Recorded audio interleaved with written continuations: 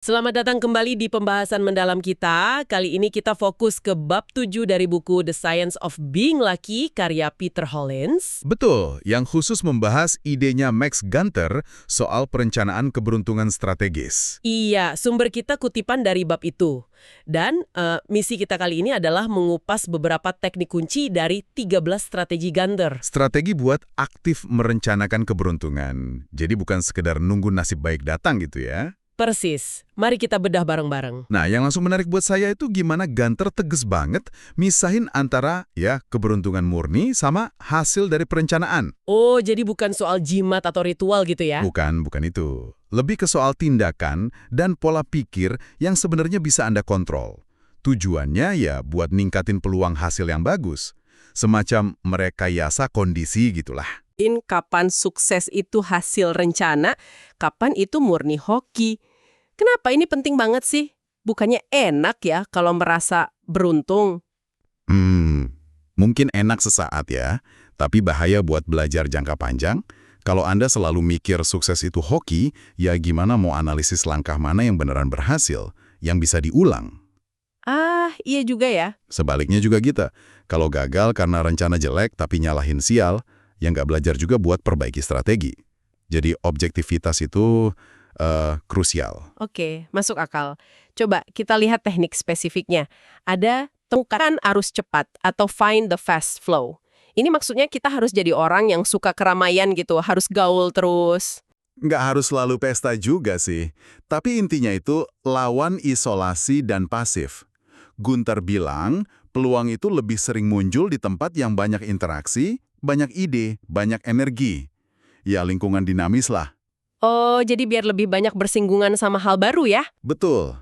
Biar terpapar ide baru, informasi baru, yang mungkin nggak ketemu kalau cuma diem aja. Meningkatkan titik kontak Anda sama dunia luar, gitu. Oke, nah setelah nemu arus cepat, gimana cara jalaninya?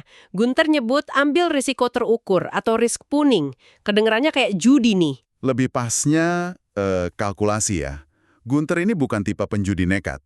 Dia justru nekenin pentingnya hindari risiko konyol, yang peluang berhasilnya kecil banget. Tapi jangan takut risiko juga kan?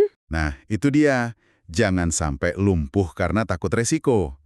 Ada titik tengahnya, sweet spot lah istilahnya.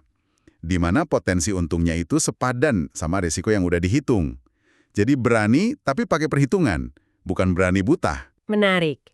Terus, pas kita lagi bagus nih, lagi untung karena risiko terukur tadi, Gunther malah bilang potong kerugian atau cutting losses. Ini aneh nggak sih? Lagi untung kok disuruh berhenti. Justru itu kuncinya.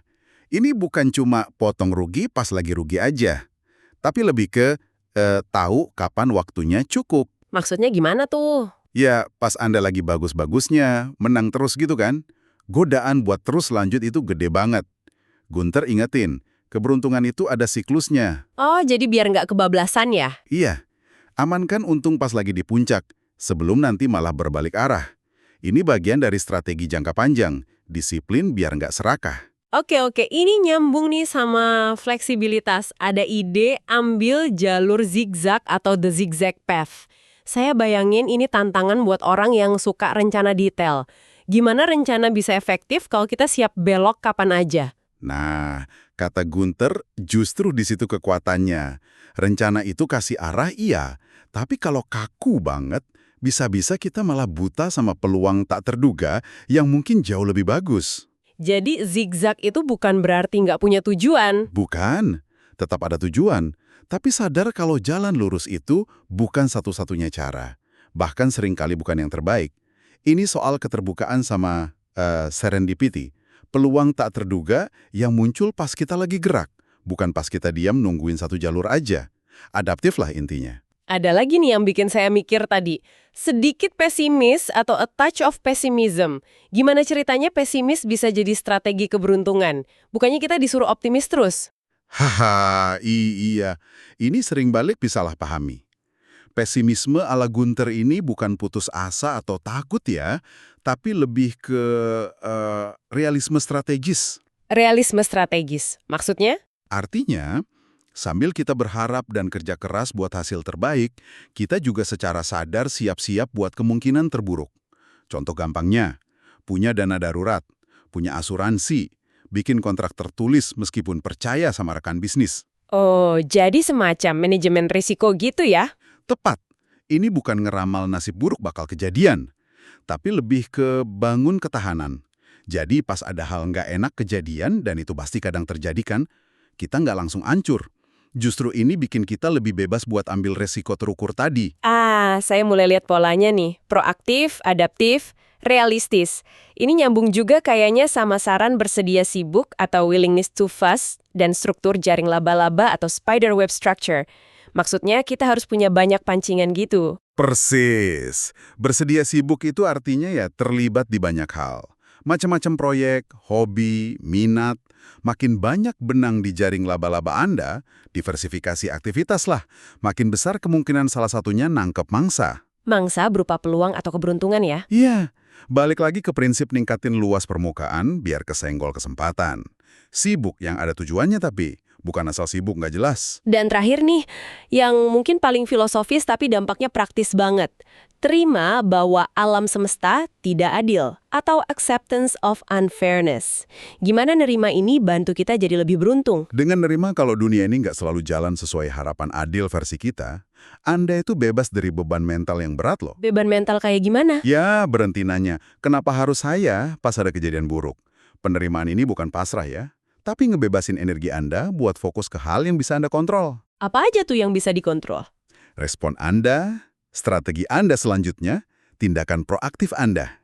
Jadi nggak buang-buang waktu ngeratapin ketidakadilan alam semesta gitu. Oke, jadi kalau kita simpulkan dari bab 7 ini, keberuntungan strategis ala Gunther itu bukan hadiah misterius dari langit ya. Sama sekali bukan.